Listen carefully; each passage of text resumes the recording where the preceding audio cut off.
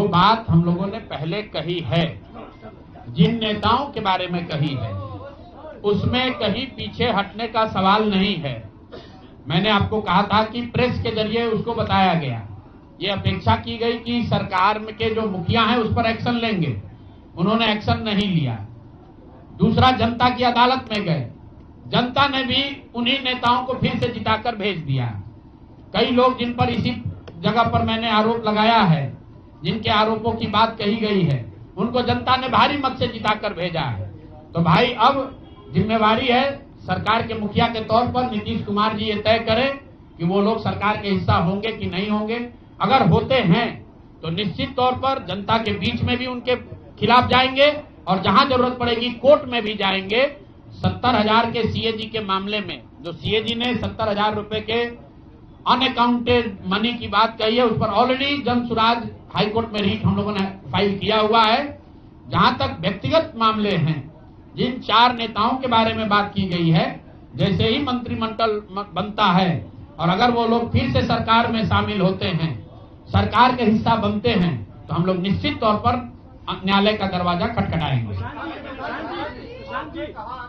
रुपए की बात आपने कही, 10,000 रुपए चुनाव से पहले देने लगे थे लोग।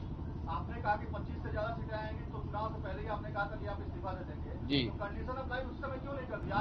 बिल्कुल ठीक बात है कि आपने कहा, हम पहली बात तो आप लोग कह रहे राजनीति से हम किस पद पे है कि इस्तीफा दे दें? हाँ ना, सुन रहे हैं, आ रहे हैं, किस पद पर है कि इस्तीफा दे दें? आप एक मिनट, आपने सवाल, एक मिनट रुकिए, आपने सवाल किया है, जायज बात है। आपने कहा कि आपने कहा था कि 25 से ज्यादा आएगा तो आप संन्यास ले लेंगे। तो भैया किस पद पर हैं जिससे मैं इस्तीफा दे दूं? अगर किसी पद पर हैं, ये तो नहीं कहा था कि बिहार छोड़कर चले जाएंगे, बिहार में रहेंगे और राजनीति नहीं, बिल्कुल बिल्कुल, अरे भाई हाँ बिल्कुल, एक मिनट, बिल्कुल राजनीति छोड़ देंगे, राजनीति छोड़े हुए हैं, हम तो राजनीति करते ही नहीं हैं। लेकिन ये नहीं कहा है ना कि बिहार के लोगों की बात कहना छोड़ देंगे, ये तो नहीं कहा है, हाँ नहीं, आपने ऐसा है, हमने कहा कि अगर 25 से ज्यादा सीट आएगा तो राजनीति छोड़ देंगे, बिल्कुल बात पर कायम है। लेकिन ये तो नहीं कहा कि ये 30,000 करोड़ रुपया में वोट खरीदेंगे। अब आप कह रहे नहीं, वोट उन्होंने नहीं खरीदा है, तो हमने कहा अगर नहीं खरीदा है तो 2 लाख रुपया दे दीजिए, हम बिल्कुल छोड़ देंगे। एक मिनट रुकिए, अरे सुन तो लो, सरकार क्या विज्ञप्ति पढ़ लो जिस पर सरकार ने, हाँ बिल्कुल, नहीं ऐसा है, बिल्कुल हम भी सभी की बात नहीं कर रहे हैं। सरकार ने 1.5 करोड़ लोगों को 10-10 हजार रुपया दिया है और पूरे देश में इस बात पर बहस छिड़ी हुई है कि क्या ये 10,000 रुपया वन टाइम देकर वोट खरीदा गया है कि किसी सरकारी योजना के तहत इस पैसा को दिया गया है। मैं ये कह रहा हूं कि मैं बिल्कुल ये मानने को तैयार हूं कि सरकार का ये एकाधिकार है, वो चाहे योजना शुरू कर सकती है, अंतिम महीने में ही किया, उसमें कोई दिक्कत नहीं है, हम उस बात पर नहीं पढ़ रहे। इलेक्शन कमीशन ने चुनाव के दौरान ये पैसा बांटने दिया, ये उनकी गलती है, उस पर भी हम टीका टिप्पणी नहीं कर रहे हैं। हम तो ये कह रहे हैं कि जिस योजना के तहत आप जीत कर आए हैं उस योजना को लागू कर दीजिए। हम लोग को बिहार में रहने की भी जरूरत नहीं है, बिहार ही छोड़ देंगे, राजनीति की क्या बात कर रहे हैं? 40,000 करोड़ रुपए आप कह रहे हैं कि वोट खरीद लिया गया, इस वजह से वो जीत गए, आप हार गए ना। हम नहीं हारे, हम हार नहीं, हम तो रेस में ही नहीं है, हम तो रेस में ही नहीं है।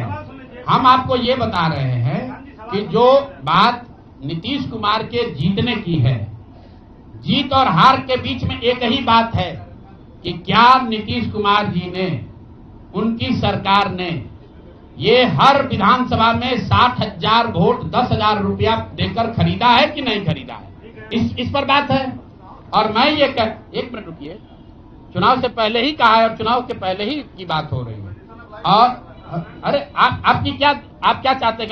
हम कह दें कि हम राजनीति से संन्यास ले रहे हैं इसलिए आप आए हैं?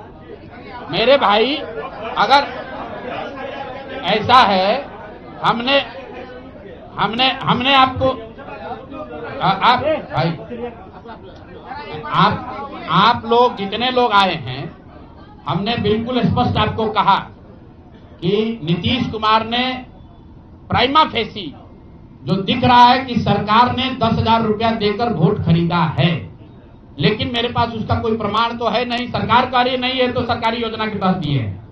योजना की जो गजट ऑर्डर है वो देख लीजिए, उसमें लिखा क्या है कि 10,000 रुपया आपको स्वरोजगार के लिए महिलाओं को दिया जा रहा है और जरूरत के मुताबिक अगले 6 महीने में। उसमें लिखा है कि अगर आपकी योजना सरकार ठीक को लगेगी कि ठीक है, वही बात। अरे आप, अरे भाई, हम हिंदी में लिखा है, उसको फिर से जारी कर देंगे, सब लोग पढ़ लेगा।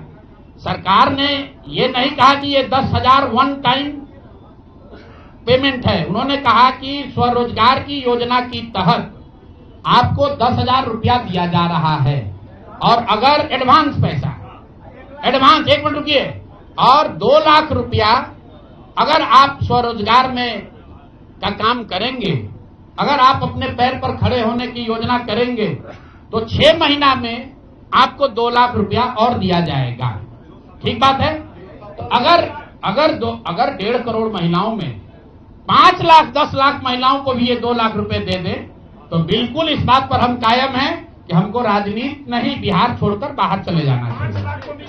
बिल्कुल। अब फिर 5 लाख 10 लाख की बात नहीं है भाई। एक मिनट रुकिए। आप लोग इतना वरिष्ठ पत्रकार हैं, इतना बात को पकड़े हुए हैं और हम लोग बात से हटने वाले लोग नहीं हैं। हम नीतीश कुमार नहीं हैं जो सदन में खड़ा होकर कहेगा कि मिट्टी में मिल जाएंगे, भाजपा में नहीं जाएंगे, और उसी भाजपा के साथ बैठ के उनको महान पुरुष आप बता रहे हैं। सुनिए, हम अपनी बात पर कायम हैं। हम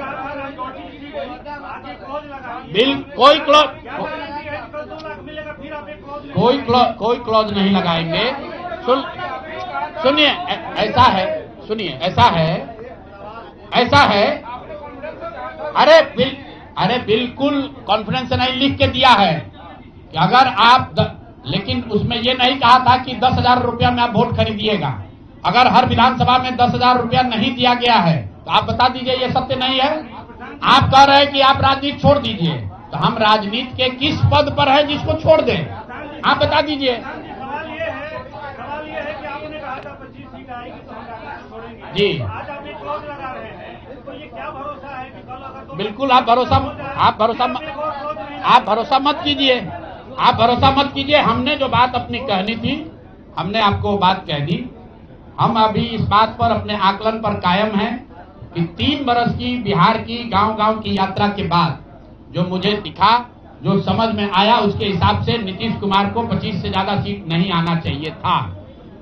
सिवाय इसके कि उन्होंने हर विधानसभा में उनकी सरकार की ओर से 10,000। एक मिनट भैया, अरे आया है भाई, आया है लेकिन उसके वो खरीद के आया है कि नहीं वो अभी दिख जाएगा 6 महीना में। आज आप लगा रहे हैं। ठीक है, आगे कौन डालता था? बिल्कुल, ये हमने आपको अपने वक्तव्य में कहा कि हम लोग बिल्कुल असफल साबित हुए। हमने जो बात यहाँ बिहार के लोगों को बताई वो लोगों को समझ में नहीं आया है, लोगों को स्वीकार्य नहीं है। हम अपनी गलती मान रहे हैं। लेकिन जो मैंने आपको कहा कि वोट नहीं मिलना, सुनिए, वोट नहीं मिलना गुनाह नहीं है, वोट नहीं मिलना क्राइम नहीं है। हमने भ्रष्टाचार नहीं किया है, हमने हिंदू मुस्लिम नहीं किया है, हमने जाति की राजनीति नहीं की है, हमने वोट नहीं खरीदा है। चलिए आगे बढ़िए। पूरे प्रेस वार्ता में एक ही व्यक्ति तो नहीं पूछेंगे। चुनाव की लड़नी क्या है और जो वोट चोरी का मुद्दा बाकी विपक्ष उठा रहा है, मैं वोट चोरी के मुद्दे पर हम लोग का स्टांस जो है वो बिल्कुल क्लियर है पहले दिन से। ये बिहार का मुद्दा नहीं है। जो चुनाव की पूरी प्रक्रिया है उसमें वोटर लिस्ट बनने से लेकर आचार संहिता के अनुपालन का, वोटिंग के दिन के, जैसे यहाँ पर आप जीविका की दीदियों को बाकायदा आपने मोबिलाइजर बनाकर सरकारी व्यवस्था के तहत बूथ में बैठाया है। तो पूरे वोटर लिस्ट बनाने की प्रक्रिया, आचार संहिता के अनुपालन की प्रक्रिया, वोटिंग के दिन जो हो रहा है वो, उसमें सरकारी तंत्र का इस्तेमाल, दुरुपयोग या उपयोग, और वोटिंग के बाद जो महाराष्ट्र से लगातार दिख रहा है कि अंतिम 2 घंटे में 15%, 20% एक्स्ट्रा वोट होना, फिर चुनाव आयोग का उसका डिटेल नहीं जारी करना, और 3 दिन के बाद ये बताना कि इतना वोट हो गया। ये बड़े मुद्दे हैं। हम लोग बहुत छोटी पार्टी हैं, हम लोग को तो इतना नहीं ताकत है, लेकिन आपके माध्यम से मैं ये जरूर देश के विपक्ष को ये कहना चाहूंगा कि इस पर गंभीरता से बात करने की, और इसको जरूरत पड़े तो सुप्रीम कोर्ट में ले जाने की जरूरत है कि आज की तारीख में, आज की स्थिति में जो आचार संहिता पहले से बना हुआ है वो कितना कारगर है या नहीं कारगर है। अगर सिर्फ इसमें वोटर रोल की बात नहीं है, एसआईआर सिर्फ वोटिंग रोल की बात है, लेकिन जिस तरह से वोटिंग हुई है, आप बताइए कि सुरक्षा कर्मियों में होमगार्ड को यहीं पर इसी बिहार में लालू जी की जब सरकार थी, टीएन सेशन का जमाना था, उन्होंने कहा था कि नहीं, कोई लोकल आदमी यहाँ चुनाव की प्रक्रिया में हिस्सा नहीं लेगा, होमगार्ड का कोई आदमी हिस्सा नहीं लेगा। उसी बूथ पर आप आज के चुनाव आयोग ने उस जीविका दीदी को बैठाया है जिसको एक तरीके से सरकार ने कॉन्ट्रैक्ट दिया है कि आपको इतने लोगों को वोट दिलवाना है। मैं आपको एक उदाहरण देता हूं, मधुबनी विधानसभा क्षेत्र है, मैं डिटेल में नहीं जाना चाहता था लेकिन आप कुरेद रहे हैं। मधुबनी विधानसभा क्षेत्र है, वहां से उपेंद्र कुशवाहा जी के पार्टी के उम्मीदवार चुनाव जीत कर आए हैं। मैं पूरे यहां पर जितने मीडिया के साथी हैं, जितने यहां चुनाव के विशेषज्ञ हैं, आप भी यूट्यूबर हैं, मैं दावा कर रहा हूं आज हो 5 महीने के बाद हो, आप मधुबनी विधानसभा क्षेत्र में जाइए, वहां पर एनडीए के प्रत्याशी को 1 लाख से ज्यादा वोट आया है। एनडीए को वोट मिला, 10,000 रुपए के लिए मिला, नहीं मिला छोड़िए, हम इस बात से दंग हैं कि मधुबनी में कितने लोग ऐसे हैं वोटर जो कि उपेंद्र कुशवाहा जी के पार्टी का सिंबल भी जानते हैं। भाई अलायंस वोट तो उनके पार्टी के सिंबल को पड़ा है ना, अलायंस का कोई सिंबल नहीं है। तो आखिर रातों रात पूरे मधुबनी क्षेत्र में, और क्या हुआ मैं नहीं कह रहा हूं, मैं आपको और आपके जरिए पूरे देश के लोगों को यह बताना चाहता हूं कि जो भी लोग सर्वे, सेफोलॉजी, पत्रकारिता, राजनीति में इंटरेस्ट रखते हैं, आप सैंपल के तौर पर कोई 5 कंस्टिट्यूएंसी उठा लीजिए, और जहां पर भाजपा और जदयू के उम्मीदवार नहीं लड़ रहे थे, वो दल लड़ रहे थे जिनका कोई सिंबल भी नहीं जानता है, नाम भी नहीं जानता है, उसको 1 लाख, 1.25 लाख वोट कैसे आया है। हमारे पास कोई प्रमाण नहीं है कि वो वोट कैसे आया, लेकिन राजनीतिक सामाजिक क्षेत्र में जुड़े होने के नाते ये आश्चर्य का विषय है कि जिस मधुबनी क्षेत्र में लोग ये नहीं जानते हैं कि कौन सा प्रत्याशी लड़ रहा है, कौन सा पार्टी लड़ रही है, उस पार्टी का सिंबल क्या है, उसको 1.25 लाख वोट आया है, और जो लोग वहां जीवन भर राजनीति कर रहे हैं उनको वोट नहीं आया। संभव है कि उनको इतना समर्थन है, लेकिन मेरा आपसे आग्रह ये, भाई देखो 1 मिनट रुक जाइए, आपका सवाल 10 ले चुके हैं, और भी तो लोग हैं, आपका एक और ले लेंगे, आप शांति से बैठिए, ऐसा मत घबराइए, हम यहाँ बैठे हुए हैं।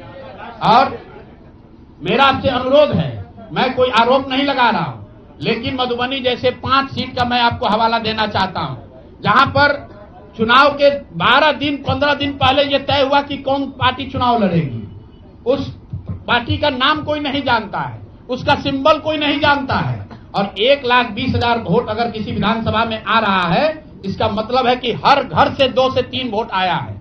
आपको आंधी दिखनी चाहिए वहां पर। ये मतलब विधानसभा के स्तर पर 1,20,000 वोट लाना साधारण बात नहीं है। 1,20,000 वोट आया है, कैसे आया है, इसकी 2 ही वजह हो सकती है।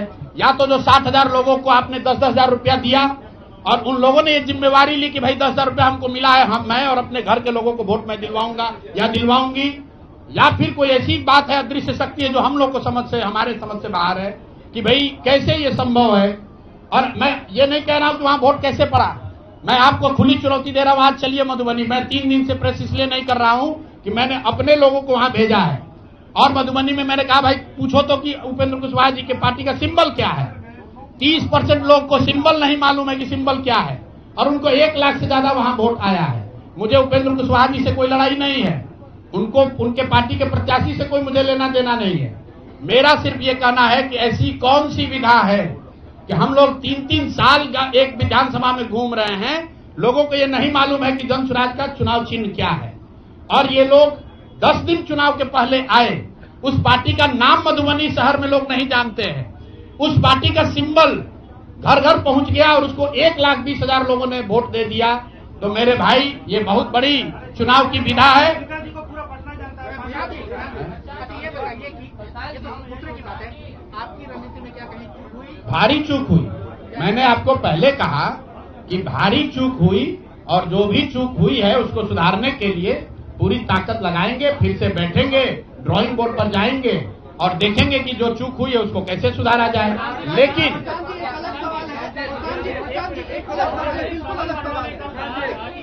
सवाल ये है नहीं, जो टोटल पैसा सरकार ने अनाउंस किया है सितंबर अक्टूबर में, अगस्त और सितंबर को अगर आप जोड़ लेंगे तो कुल 18 योजनाओं की सरकार ने घोषणा की है। उसमें कोई गलती नहीं है। चुनाव के समय जो सत्तारूढ़ पार्टी होती है वो नए योजनाओं की घोषणा वो करते ही हैं। कुल जो सरकार ने घोषणा की यहाँ फ्री इलेक्ट्रिसिटी से लेके युवाओं को बेरोजगारी भत्ता, 10,000 रोजगार के लिए, सारी बातें ठीक है। इसका टोटल बजट हुआ 40,000 करोड़। 40,000 करोड़ में से 29,000 करोड़ रुपए की योजना सरकार ने रोल आउट की। 11,000 करोड़ को तो शुरू ही नहीं किया। और इस 29,000 करोड़ में से जो सबसे बड़ी योजना है वो है स्वरोजगार की योजना, जिसमें हर विधानसभा क्षेत्र में 60 से 62,000 परिवारों में एक एक महिला को 10,000 रुपया दिया गया। और ये कहा गया, सिर्फ 10,000 रुपये पर लोगों ने वोट नहीं दिया गया, लोगों को ये कहा गया कि अगर आप वोट देते हैं तो आपको आने वाले समय में 2 लाख रुपए तक की राशि स्वरोजगार के लिए मिलेगी।